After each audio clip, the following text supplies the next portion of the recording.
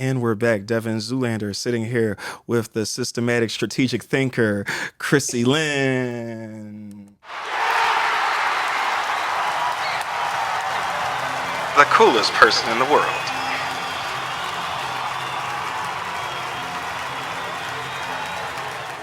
I'm a humble brag real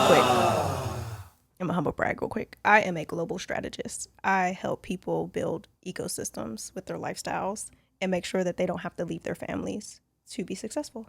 Word. Yeah. Strategy, y'all. Y'all need to get some. Strategy. Mm-hmm. Sound like the name of of something. I don't know. All right, let's look at something else. The vibration of being who you are and doing what you love is magnetic. You will align everything you need in your life with that energy. Standing on my own value has been key to how I show up online and in real life. Yeah. I've turned my healing into a lifestyle. Tell me what y'all want to know more about. And apparently there is a tie between planning to be a digital nomad and self-awareness. So I want you to talk about what are some tips for someone that wants to become a digital nomad? Okay. I would say make sure your finances are in order, because digital nomad life is way more expensive than staying in one place. And you'll have more unexpected cost because you don't have the luxury of your home or going back to your own home. But if you want to do digital nomad, the few steps that I took was making sure that I had 6 to 9 months of my expenses saved. I had a financial planner to help me to develop a travel budget. So aside from the 6 to 9 months, I have a travel budget, and then I have a emergency plan. So financially do that. And then you have to be used to living out of a suitcase. So you have to be a high key minimalist. Pack light All the time. That's what Erykah Badu said. Yeah, because literally if I had a carry-on when I was in Europe. And everybody's like, oh, you're going to be over there for 10 plus days. You need to get a big suitcase. Europe has walk-ups. So also get in the gym, because if you don't feel like, if your bag is 50 pounds or up to 50 pounds, you're going to have to carry that everywhere you go. Wow, almost like a homeless person. Yeah. I mean, but I have money. Right. People call me homeless and broke. So get used to people. Also, another tip is be self-aware and know your value, because people are always going to put their insecurities on you. When I say that I'm a digital nomad, that I don't have an apartment or that I don't have a car, everybody's like, oh, you're broke. And it's like, no, I'm not. Tell me what I'll ask them what their net worth is. Oh. And they don't have one. Yeah. But my net worth is positive. Mm-hmm. I have more assets than I have debt. And the same people that are judging me for living a more free lifestyle are be consumed by consumer debt. All right. Wow. I appreciate you letting them know out there, because people be coming up to you. And if people do pursue the digital nomad lifestyle, then they have to understand that people are going to try to come at them crazy. Yeah. Crazy. Just completely undermining, discouraging, wondering, what are you doing with your life? Like you went to college, you went to grad school. What the hell's wrong with you? How'd you fall off like that? Yeah, people will assume that I'm down bad. Ooh, this just came to me out of nowhere, but I just thought about Big Sean. He has a song called Guard Your Heart with Wale and with Anderson .Paak, where he says, you confuse me falling down for falling off, something like that, or falling back for falling off. He said something like that. He said it real smooth, but it's just one of those things where looks can be deceiving. Yeah. And the projection of insecurity is real. It's real. It lives in all of us, but the people that actually go through that whole thing where it's like, I feel a way, this makes me feel a certain way. I'm not going to deal with how it makes me feel and how I can not feel this way anymore. So instead of doing that kind of work, I'm going to project it onto you and try to make you as miserable as I am. A lot of people try to. So being a digital nomad is a trailblazing path. It's not common unless you're a gypsy. You know what I mean? Like, people equate it to what they know, and just be prepared for the backlash, and find people who are also doing it or believe the same thing as you. It's really important to have a community of people who are nomads like you, so the naysayers don't get to you. Which y'all got a group chat? I'm just well, I mean, there are tons of people. There are festivals. There's like a Nomad festival that just happened in like the Midwest. I can't remember what city. Okay. Yeah. So there are travel groups, Black travel groups, all of that. Yeah. Facebook groups. Yeah. So yeah, I follow a few nomad travelers. Some of my nomad people are starting to settle down in places though. They leaving the game. Yeah, yeah, they're retiring from the nomad life. That's really interesting. I appreciate you telling me or offering some tips to people about if they want to become a digital nomad. What are some tips that help you to be able to get work your finances together. Yeah. Be secure. Right. Know where you're going. And when you go places, make sure you are not looking like a tourist. Act like you're supposed to be there. Right, right. No, and don't wear designer stuff. Oh, yeah, and do not wear designer things. Because they're going to get you every time. I personally do not wear designer stuff. Right. Yeah, it's like a rookie move. Which is another reason why people underestimate your net worth, what you're doing, what your assets are. Yeah, a lot of people actually, a lot of people think that I'm broke because you will more than likely see me in a white crop top, jeans, and some sneakers. Right. But my sneaker game crazy. Oh, it is. I saw the kicks today. Those are hard. Yeah. Yeah. Yeah, those are tough. Yeah. So, right. And fortunately for me, I've had the same size shoes since I was in 3rd grade. So I still have stuff from high school, like some of my dunks from high school. Wow. Yeah. So I have a collection of things. But yeah, make sure that you're secure and you just, because you have to keep on going on your path. Like your flights don't change because people want to spend more time. Sometimes it could be lonely being a nomad because people don't understand you. And like getting together with people is not always easy. Right. And I think as someone that is not a digital nomad but is observing you, I feel like what also is interesting about that lifestyle, that choice, is that you embrace change, you embrace unpredictability, because like you said about costs just popping up out of nowhere, it's like, well, even though you're financially, you're doing well and you have your net worth and your assets and you've done a lot of things well as far as preparing yourself for this lifestyle that you're living, at the same time, that's not going to stop a flat tire if you're driving a rental from happening. No.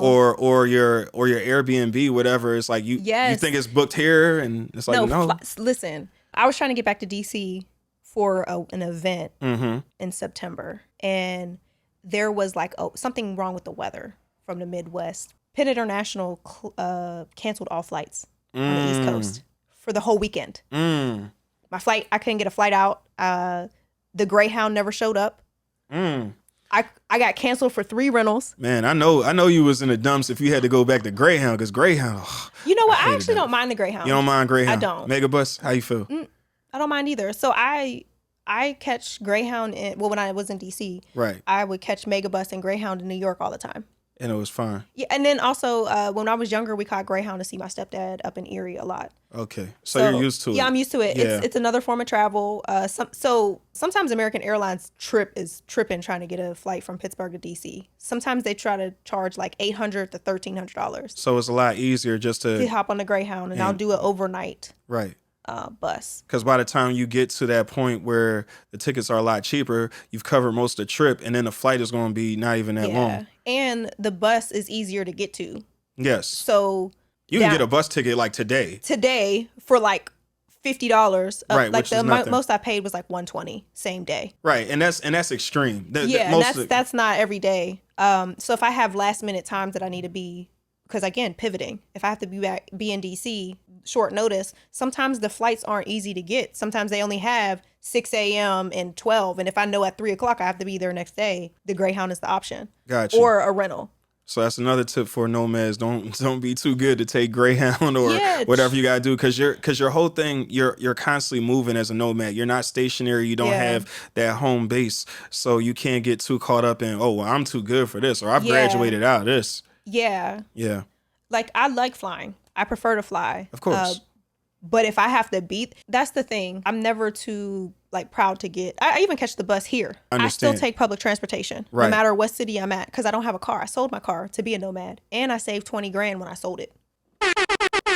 So, I'm okay with taking public transit, right, or Ubers and all of that, because Ubers are also expensive sometimes too. Yes, they are. There's no way that it takes it. Like I've paid $100 here, getting from Mon Valley to Pittsburgh Airport in the morning. Oh yeah.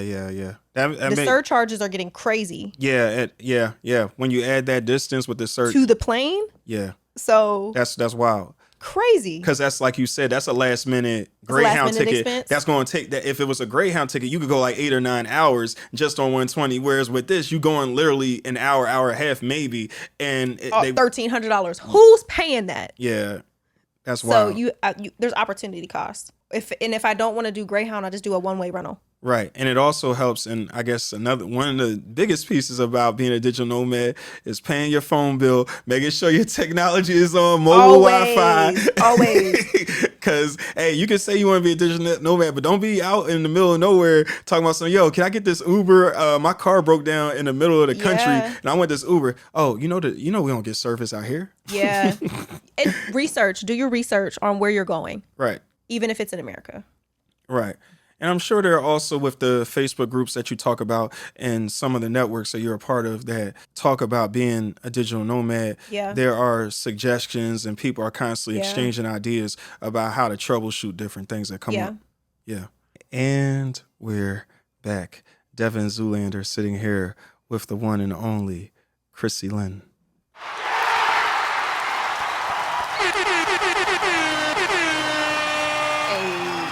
Yeah. Her kick game is too vicious. So you see, whatever they call them, I don't know. They have boyfriend jeans? Do they have girlfriend jeans? I don't know. I don't know. I think those are skinny jeans. Yeah, I guess so. I don't know. Maybe it's what. Oh, I remember this. Speaking of the skinny jeans era, that was an era. I'm glad it's over though. Skateboard, yeah. All of that. People are still trying to revive it. The older I get, I'm starting to sound more and more like a woman. I really prioritize comfort. I really like things that feel comfortable in my body. And I feel like sometimes definitely... Is it a woman thing or is that just you being self-aware? It's me being self-aware, but I couldn't resist to say that way. But yeah, I know for me, jeans, I definitely don't wear them the same way I used to just because... And then also... Definitely gotta get in the gym because sometimes you be like, man, what is this?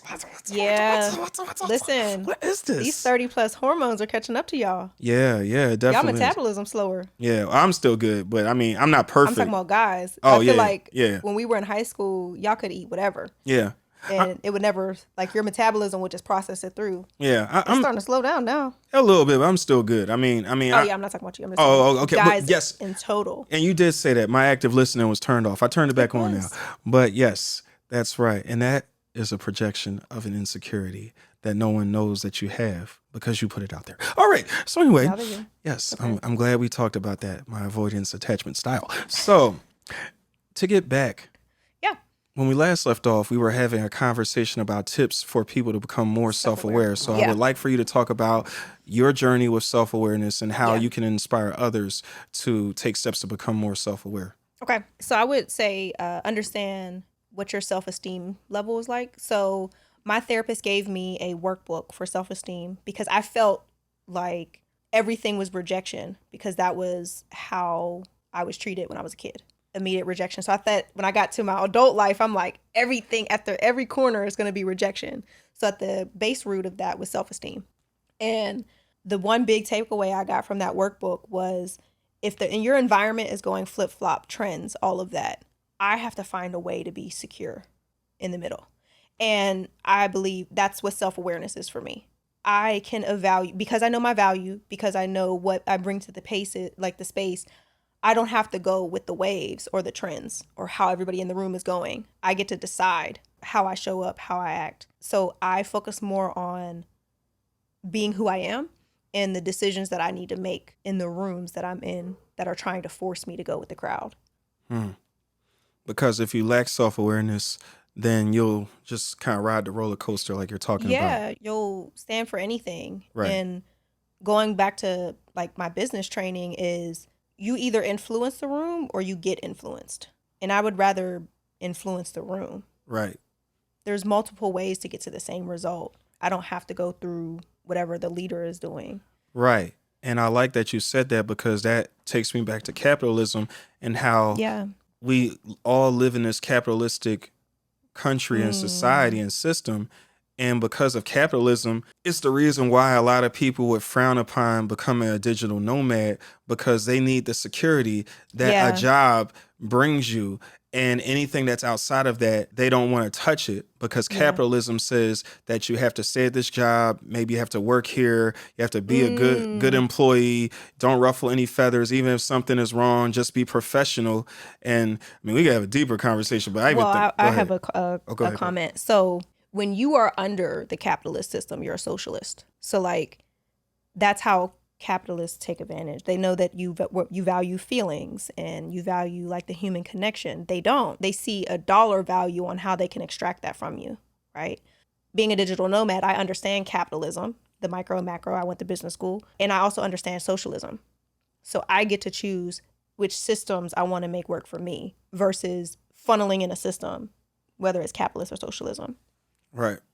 And another thing that I want to say is capitalists are action oriented.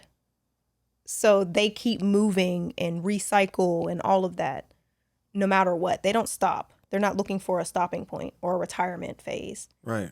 They're constantly acting. Like they pivot. And they're so good at staying abreast of trends. And that's why they know how to manipulate your emotions while trying to prioritize their bottom line, which is why you can take an organization like the NFL and you can see how maybe before a Colin Kaepernick causes so much public discourse, oh, well, we don't kneel during the national anthem and we're not putting messages about ending racism on the field. But then when they see how the public is now shifted in their response to it, now they are also modifying the way they do things. But at the same time, while we might be thinking, oh, well, because they just love us now and they just really care about these issues. No, they are able to capitalize on the moment. They're able and protect their bottom line and increase their bottom line. Yeah, it's action oriented, baseline oriented. And that's why a lot of boycotts don't end up working out, because all that marching and walking that we did and saying, oh, after the NFL, we're not going to do this. But then when they made a couple pivots, all they did was a couple things that were gestures that we saw that we feel like we could sink our teeth into. Then we were like, oh, all right, that's good enough. That's good enough. I'll go back to watching. Right. And their business model it's still the same. It's still the same. That's deep. And I talk about capitalism because I want people to understand. I keep repeating it so people can understand what it is and to do their own research on what it means. When you understand that system, you can see how you measure up. And you can figure out how to win within the system. Yeah. Because I feel like a lot of us, or let me not say a lot, I feel like there's a good number of us that talk a good game as far as, oh, I want to be someone that is an anarchist. I want to overthrow the government, or I want to just completely change the system. And I feel like that impulse and that energy and that fire is important. It's almost like your emotions can move you to action when it's bottled up the right way. But that's the important part is as long as your emotions move you to action, if they stagger you, then you need to find a healthier outlet. Because if all it does is leave you complaining about the same shit over and over again, then it's not moving you anymore. You're not advancing. No. And on top of all that, while you're complaining, you're doing the exact same thing that you hate, because capitalism has taught you to live within this box right here. Yeah, you're staying within the box. Yes. Yeah. It's deep. Yeah. Yeah. Everything that I've done has been trying to take me and my family out of the box. I am the first generation of my family. I'm not the first person. I'm in the first gen of us not using government assistance. So my mother was on it. My sister that raised me was on it. But as an adult, I am not. Right. The last government assistance that I got was through FAFSA because I was a welfare kid. So I used it to my benefit. Right. And I lied. I got the stimulus check. Right. But yeah. Other than that, my lifestyle is dependent on my skills. Whatever, I'm more of a hunter when it comes to employment. If I don't go out and get it, then I'm not. You know what it reminds me of? As soon as you said that, that makes me think about your nephews being in school and the difference between going down the lunch line, being just like everyone else and eating the food that's poor nutritional quality that everybody else gets, versus them being able to be like, well, I work washing cars all summer. And because I was able to develop a business plan with my auntie, I was able to figure out exactly how much does it cost to eat at school every day, or to buy the groceries I need to prepare my own food. And that's why, while everyone else is kind of like a robot that is just on the assembly line. Ooh, that's a I had to good. do That's a something better different. way to say it. So, the way that I treat my nephews is I want them to have a mind of their own. I don't want them to be crushed and put into a box by the systems that exist for their counterparts that they see the other day. I want them to see, like, I see my peers doing this. I still have the option to do something else. Right. I want them to exercise their free will.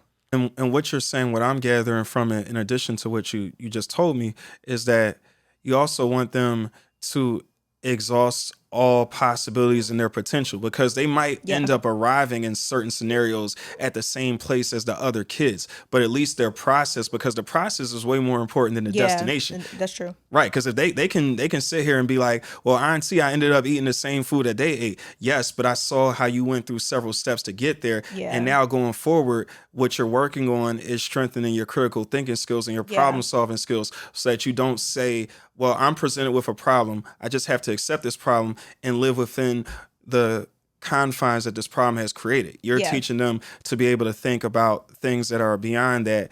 And even if the process doesn't lead to instant prosperity, they still know that process. Yeah, they still have the tools. Right, they still have the tools. And it's kind of like when people say the way you practice is the way that you play. Yeah.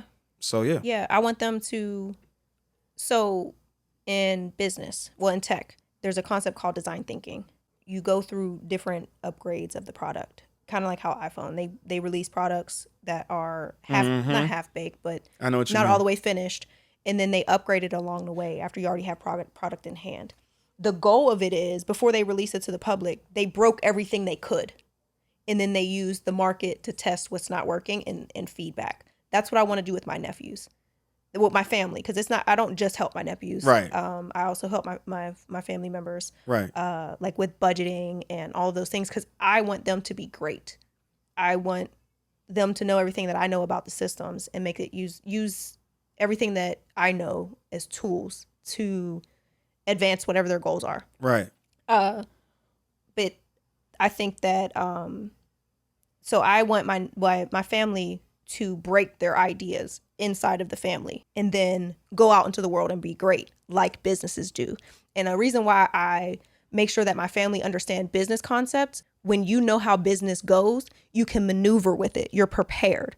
Kind of like the military. And they break you down and put you into a soldier. So I want my I'm not breaking my family down. I am asking them to change their habits so they can be prepared to battle capitalism in the real world. Right. And I think the last time we talked, we drew some kind of comparison between working out and how you have to break down you have to break your muscles down. Right. In order to build back up, them. Right. Yeah. So I as I learn to uncondition, like, to release the conditioning that didn't work for me, and I'm finding things that work for me, I'm also encouraging my family to do that for themselves. And my clients. And her clients. I hear you. Yes. Well, this is definitely a great conversation. I'm feeling what you're saying. You've brought so much knowledge and energy and presence to the Devyn Zoolander show. Oh, thank you for having me. So it's no doubt that's on point. You have another question? Well, I'm trying to think, because can I talk about how personal enterprise is important? Oh, yes. So, for me, personal enterprise is important because it's like marrying all of the things about me. I told you I was a spreadsheet person. I track my finances, my health, my personal life, professional life, and all of that, so I can keep a measure on it. And I treat my life like an ecosystem, like a business. I know does that sound aggressive? Wait, say it again. I treat my life like a business, my lifestyle I organize it like it's a business. I'm a program manager in real life. Right. So that's how I see the world. Is like, I don't have to exhaust so much energy if I already have this system in place in my finances. Right. So for me, my finances, my health, and my profession go together. If I'm not a healthy version of me, I can't make money. Mm-hmm. Right. So I have to be healthy. Like, those are my pivotal things. Mentally, emotionally, professionally, spiritually. Yeah, I have to figure out what are the things that feeds those three things. Right, because emotionally, if you're not in a good place, Yeah. you're not going to be able to coach anybody the way Can't be productive. you can't be a good auntie because you're going to be coming with some different energy, and they're going to be looking at you like, what is this? Yeah, they'll turn me away, tell me to give me 5 minutes. Like, Yeah, go right. take a walk. You need to take a walk. They'll flip the script on you. Yeah, they'll pull a me move on me, but Yeah. I love the accountability. Right. So me operating my life as an enterprise, personal enterprise, is a way for me to make sure that I am, like I said earlier, sustaining my presence in the rooms that I got access to. And I think that when people don't have a plan and they're reactive to life, they're not able to sustain the life that they got, like the lifestyle that they got. It's kind of like getting a car and not knowing how to take care of it. Sooner or later, it'll break down. Right. Or getting a car, not having to make the first payment because it's already been taken care of. Joyriding, going everywhere, giving people rides, flexing on the gram. But then when that first payment comes that's due, it's like, yo, now the preseason is over. Now it's the regular season of paying and bills. And you realize, wait a minute, I don't have enough ends to justify this. Yeah. So I can't pay for this. So eventually I'm going to lose it. That's a reactive measure. Right. But said proactive. Right. If you're proactive and you plan for it, you would know how much money it takes, like what your payment's going to be. For another tip, if you are going to go to a car and get a car, never get the loan from the dealership. Always get it from your bank. That's why it's important to have bank relationships. So I have Navy Federal. I have a good relationship with Navy Federal. So if I get a personal loan, which would be for a car, I'm going to go through Navy Federal. Mm-hmm. So whoever you have the relationship with, get that. And to build on what you just said and go back to something you said earlier when you were talking about credit cards and you were talking about annual APR. Oh, yeah. Because you have that good relationship, then you can get the best interest rate on top of getting a personal loan from them. Yes. So there is a social capital. So business-wise, relationships are called social capital. Mm-hmm. Mm-hmm. Gotcha. If you build strong relationships with people and organizations, you get better benefits. But the only way you know how to use the benefits is if you're organized. And that's why you should view your life as an enterprise, because if you have systems to rely on, then when life happens, you don't react. I got a plan for that. I thank you for that example. And to use another example that might be relatable to some more people, I think about the time when I just got really, really behind in paying my gas bill, and I received the shut off notice about 10 days in advance, like they tell you, but I feel like, all right, I'm an Uber, I'm gonna get to it. But at the end of the day, sometimes you can be so fixated on making the money that you actually never generate the payment to pay them. But you got the money, but if you don't do it, then you don't do it. Systems in place. And, right. So going back to what you said about relationships, is that I remember me picking up the phone and the guy arriving at my place because he was ordered to shut off my gas that day. And I know that was going, because for anybody that's ever experienced a utility being cut off is the worst thing in the world. Oh, it is. It's awful. It's horrible. Like, I've had electricity. I know this shit. Water.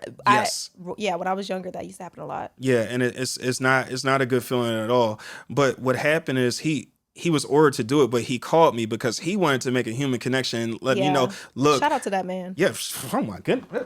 Definitely shout out to him. Thanks, homie. But what happened is he called me and he let me know, this is what I'm supposed to do. Can you make any kind of payment? I'm out at let's say like $250, but he's like, yo, could you make any kind of payment? I said, I could probably give him like $50 right now and then work throughout the week. All right, man. Well, look, you didn't hear from me. We never had this conversation, because if we did and I didn't shut it off, then I'm going to get in trouble. Yeah. So this is how you work the system. Right. That's what I'm saying. Yes. So that's an example of working the system and making the system work for you, not being under the system and not surrendering to the system. Yeah. Because so you have power. Mm-hmm. You have power. You have to be able to use it. But if you're not organized, you won't be able to know what your power is. Right. See, you were too busy being under the system that you didn't realize your power until the gentleman made you aware. Right. And also, I feel like sometimes when you're stressed, then your imagination and your curiosity and that's why I like what you do with your nephews and with all of your family members in general, because you're able to teach them that, okay, you got served a letter that gave you some bad news. You owe somebody a lot of money or something like that. But instead of just wallowing in, oh my gosh, I'm depressed, I'm sad because it's happened. Yeah. Emotionally, I'm just all messed up right now. You're teaching them to be able to be like, okay, this doesn't feel good. I don't like that. However, what is the solution that I can get to figure out a way out of this situation? Yeah. So that's good. Yeah. Wow. Be solution oriented. Right. Also, it's a coping skill, Yeah. right? Yeah. It's not saying it's normal. Before I was able to go to therapy, Mm-hmm. it was normal for me to be chaotic, right? Like that was just, I had to lash out, whatever, it's a Tuesday. But that's not what I wanted to be known for. Right. So I decided to figure out how to make that all work for me. And it's the self-awareness, it's the decision making. Because the same energy that I have to lash out is the same energy that I would use to make a phone call and say, hey, I can make a $50 payment. You have a choice. And that's something that like my therapist said to me. When you are a child and you are in a chaotic environment, you don't have a choice to be in the environment. That's what you're born into. But when you're an adult past 18, you have a choice. So if you choose to be aggressive and let it ruin your day, that's your choice. Just like you have a choice to deal with your issues and go to Yeah, therapy or journal, you whatever do. it is, or you have a choice to just continue being the person Yeah. that you've always been and getting the same exact result. Yeah, it's a choice to say, oh, I've always been that way. Right. Or this is how I am. Take it or leave it. I'm not changing. That's a choice. Right. That's a choice. Right. Yeah.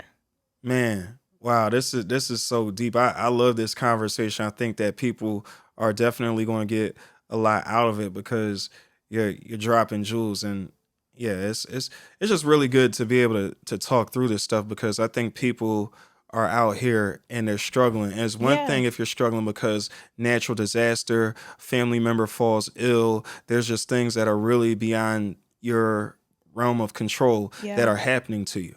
But those things are going to happen regardless. We don't need to add to our stress levels and basically overwork ourselves into an early grave No. just because we were in a capitalistic system and we didn't know how to get out of it or figure it out or work within it. Yeah. Yeah. I was just talking about this earlier today.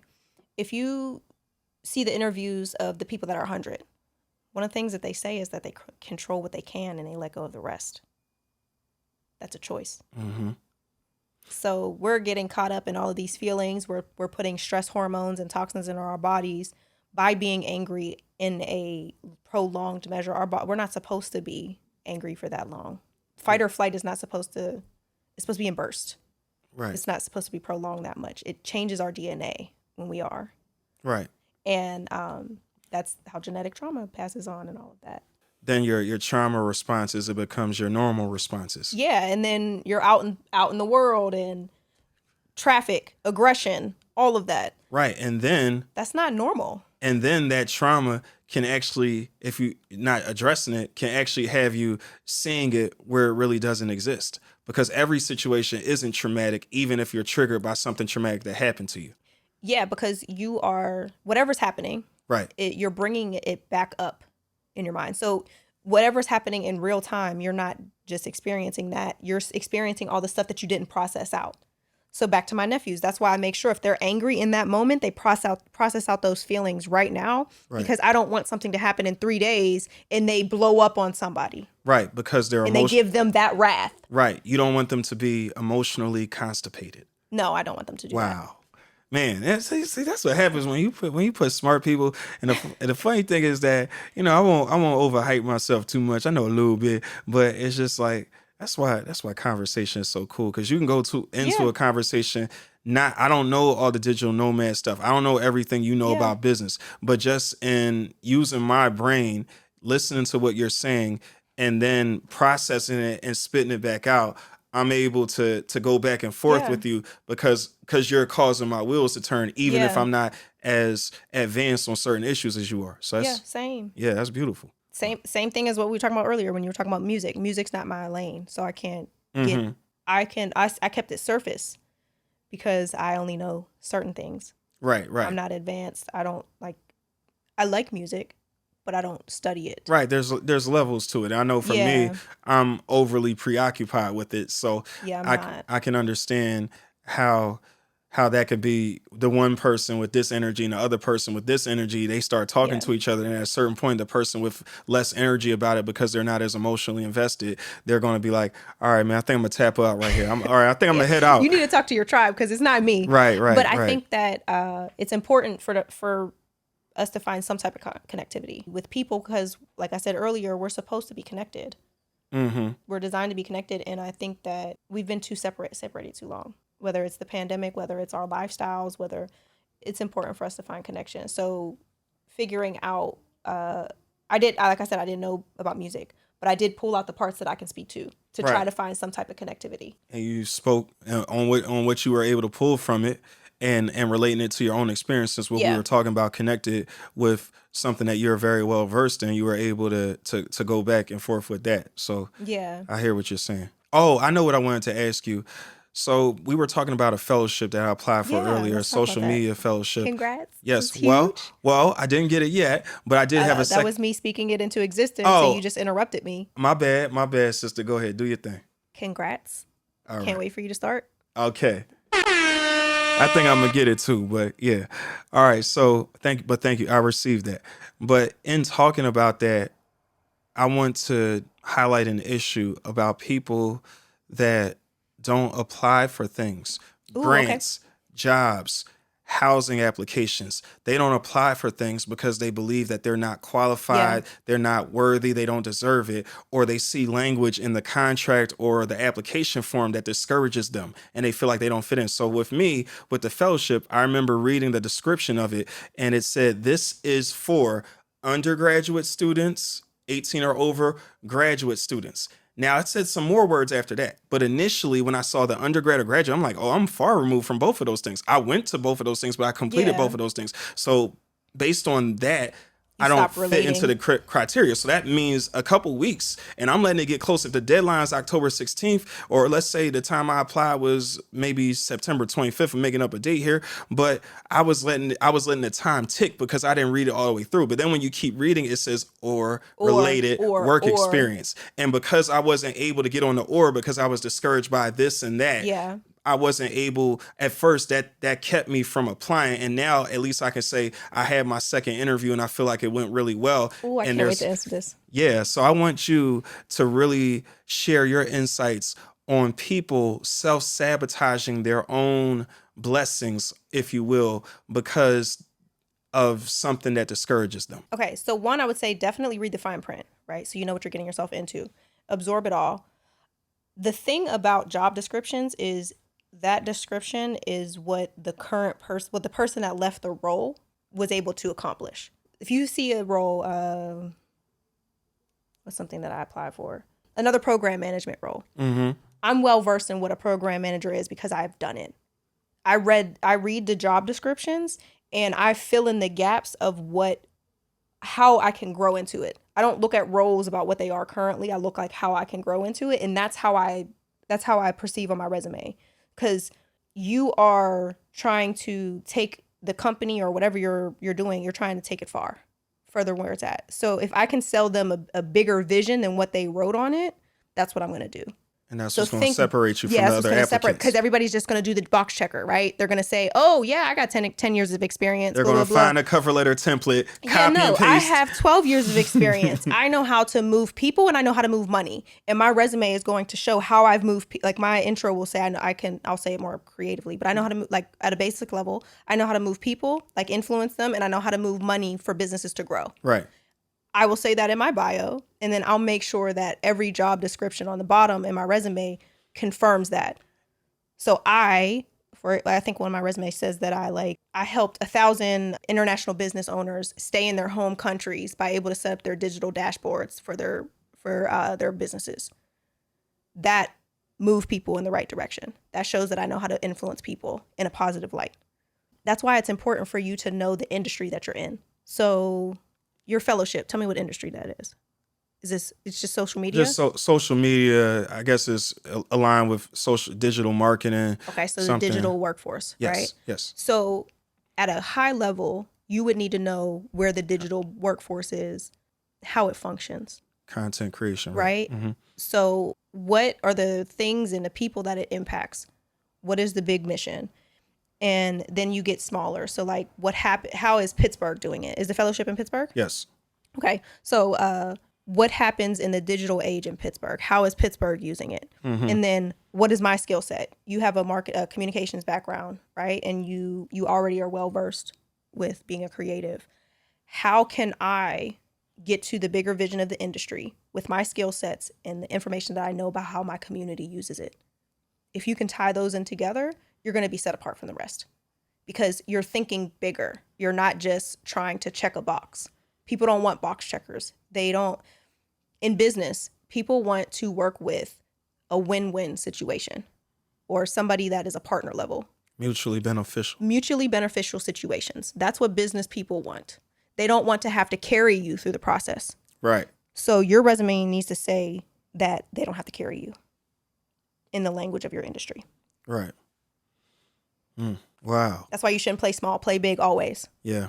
I hear you on that. And I'm sure I'm sure some people that might be addicted to the casino, but have won big before. I'm sure they can attest to making, playing big, because obviously there's a time and a place, I feel like, to be all guts, no glory. Because sometimes you just gotta kick the field goal and just be like, hey, we got 3 sometimes points. You just gotta shoot your shots. Right. Sometimes you just gotta get it up. You gotta get it off. Yeah. But resumes make calculated risks. So that's why I said know the industry that you're in. Know the role that you're applying for, and then how your skills can advance the big mission. Right. So exercise your critical thinking skills. Mm-hmm. That's what they want to know. Right. Because that's really how you're going to advance whatever role you're in. Mm-hmm. Because eventually, if you want to be elevated, then people are going to elevate you when they believe that you have ideas that are fresh and innovative, and you can inspire more people that you hire that work under you to also unlock that innovative portion of their creativity. Yeah. Yeah. If you are a competitive contender, people will hire you. Right. Because you're going to create a competitive environment.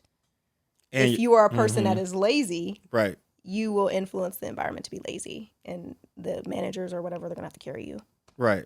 And no one wants to, especially because the thing that I'm also learning too is that when you can replace someone established and set in their ways, even if they have achieved much success, with someone younger, cheaper, and more innovative, more fresh faced with their ideas, then we're going to go the younger, cheaper, fresher way. So that's why it's important to continue to evolve, not to be stagnant as well. Yeah. So yeah. Keep your feet moving. Right. And we don't got just people on our heels. We have technology. AI is on our heels, it's taking a real our jobs. thing. So use your skill sets. Mm-hmm. They do have, some of our skills are perishable. They're turning over very fast. When I was in business school, our skills that we learned in school turned over every 5 years. And I graduated from Carlo in 2013. So that meant that what I knew in business would turn over by 2017.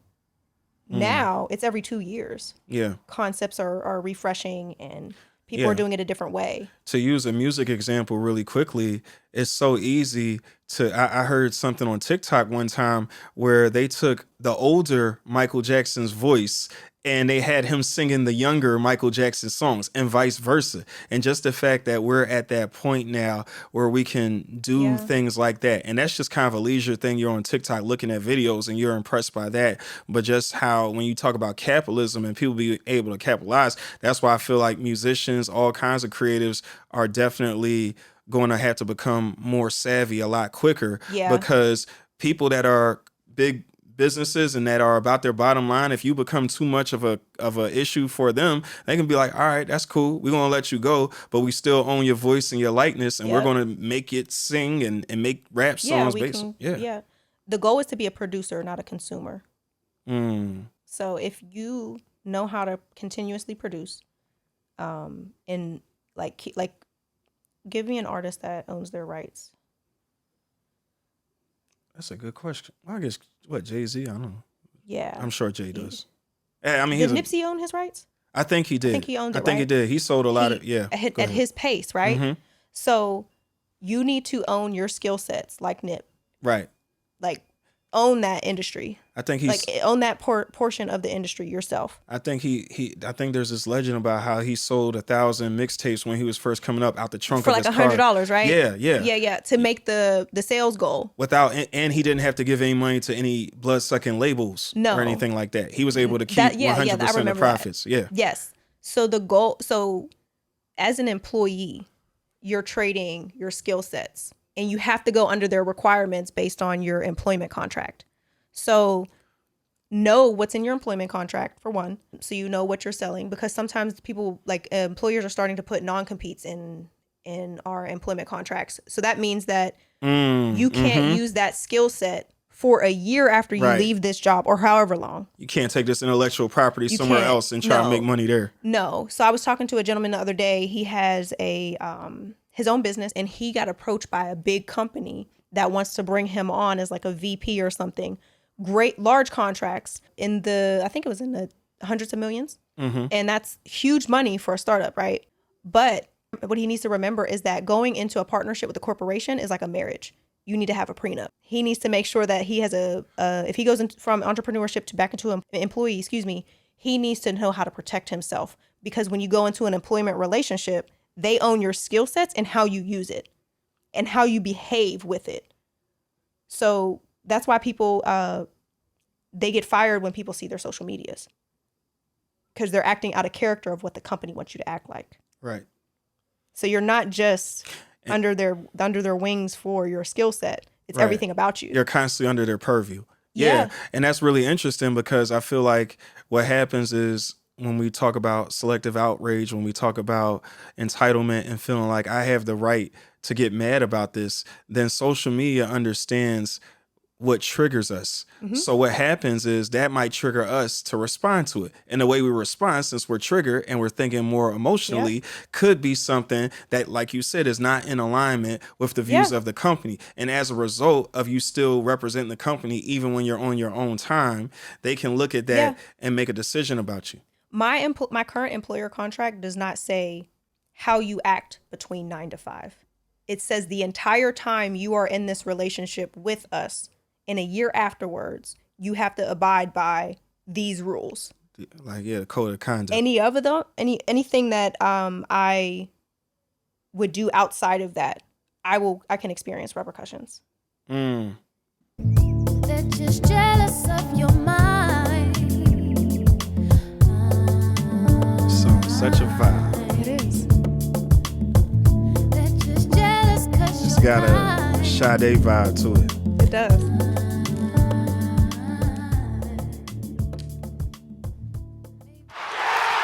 And we're back. Devyn Zoolander sitting here with the one and only Chrissy Lynn. To you, I'm pointing at an imaginary camera right now, but y'all feel me out there under the sound of my voice. Follow me at Chrissy Lynn to you. That's right. Got you. Thank you for plugging that. All right.